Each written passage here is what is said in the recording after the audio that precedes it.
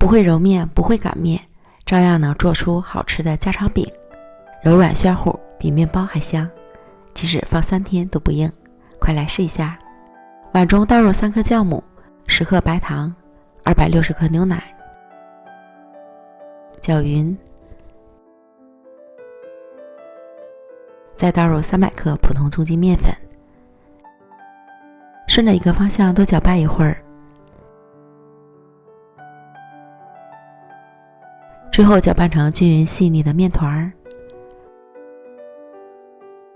盖好保鲜膜，醒发至2倍大。发酵好的面团内部充满了气孔，案板上多撒一些面粉，取出面团，利用干面粉整理成长条形，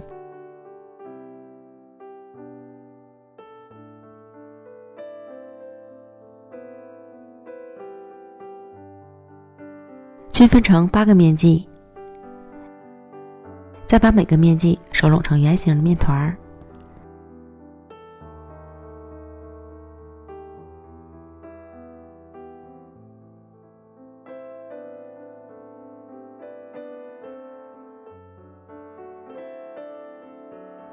取一个面团按扁，放入自己爱吃的馅料，豆沙的、芋泥的、紫薯的、糖的都可以随意放，虎口收拢法包好，摔一下，底部就平整了。全部都包完，盖好保鲜膜，醒15分钟。电饼撑开小火，预热刷油，放入饼坯，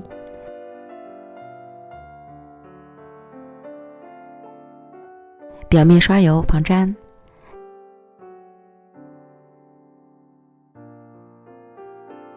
盖子一盖下去，自然就成了饼状。底部捞至金黄后，翻到另一面，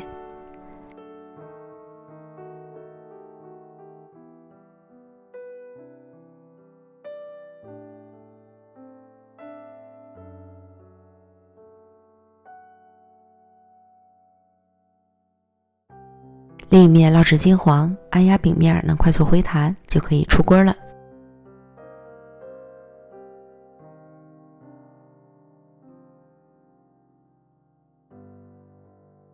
柔软好吃的奶香豆沙饼就做好了。如果你不会揉面，也不会擀面，这个懒人做法一定要试试，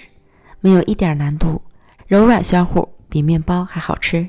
即使放3天都不硬。喜欢就赶快安排起来吧。